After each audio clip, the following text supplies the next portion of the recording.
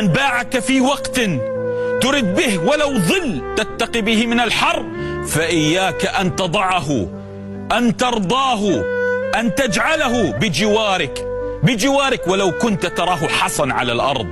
يا سادة، من يستغني عنك في وقت تكن به غريقا تحتاج إلى قشة حتى لا تغرق ثم يتركك ويذهب مع مصلحته، فإياك أن تراهن عليه ودع مكارم الأخلاق. فمن مكارم الأخلاق أن تكن شجاعا مع ذي الوجهين، من مكارم الأخلاق أن تكن قويا مع ذي الوجهين. يا سيد، البطل هو بطل في المواقف، بطل في إبداء الرأي، ليس في النفاق ولا التلون ولا أن تأتي الأبواب من ورائها، بل أن تكن مواجهة لهذا الذي يبيعك في وقت أنت تحتاجه. إياك أن تراهن عليه، وإياك أن تجعله من زيادة أصدقائك. الصديق الذي أريده هو ذاك الظل الذي معي حتى في الظلام، الصديق الذي أريده هو ذلك النار الذي أتقي به وأتقوى به حتى في الصيف، الصديق الذي أريده هو ذاك البرد الذي يبرد جرحي ومشاعري واحتراق قلبي حتى في الشتاء. هذا الصديق الذي أريده. لا أريد صديقا يمشي معي بحسب أهواء الناس، لا أريد صديقا آراؤه بحسب آراء الناس، لا أريد صديقا ظله مع الناس، إن ذهب الناس تركني في الحر. لهذا يا سيدي، شر الناس هم أصحاب الوجوه المتعددة، في طاولتهم مساحيق التجميل يضعونها متى شاءوا أينما شاءوا حيث شاءوا وأنت الضحية. لهذا يا سيدي، كن شجاعا، لا تخسر من وقتك ولا من صحتك، وإياك أن تخسر شيئا من كرامتك أمام أناس باعوا ضمائرهم، أمام أناس لا كرامة لهم. فإما أن تكن سيدا وإما أن تكن عبدا لهم ولآرائهم. فتألق وارتقي، ومن باعك في سوق النخاسة فبعه مجانا. فالسادة من لا يلازم أصحاب الوجوه المتعددة. الله ينساك؟ لا والله ما ينساك. ولأجل هذا يريد الله دائما أن تعيش يا إنسان يا مسلم مطمئنا دائم لا ينقطع. أجمل شعور يعيشه المرء في هذه الدنيا أن يعيش حب الرب سبحانه وتعالى في كل سكناته وحركاته.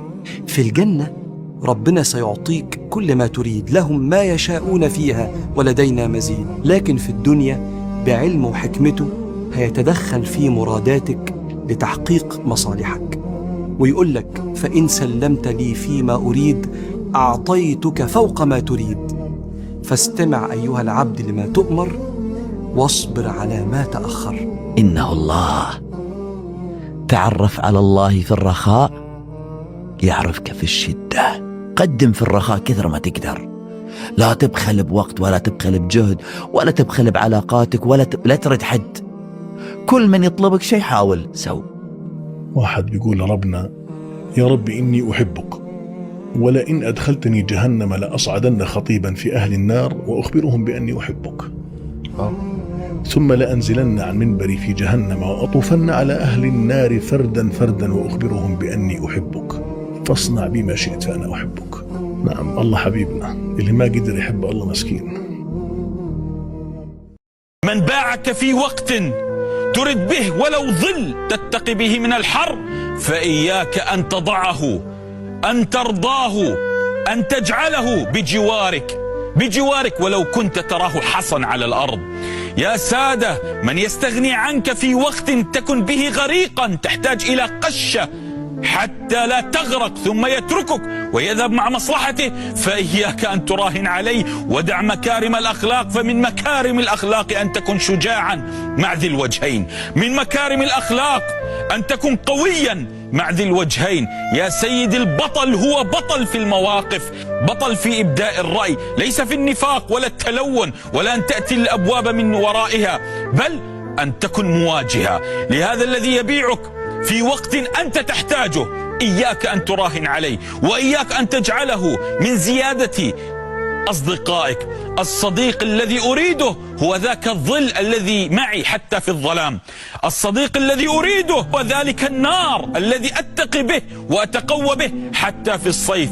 الصديق الذي أريده هو ذاك البرد الذي يبرد جرحي ومشاعري واحتراق قلبي حتى في الشتاء. هذا الصديق الذي أريده. لا أريد صديقا يمشي معي بحسب أهواء الناس.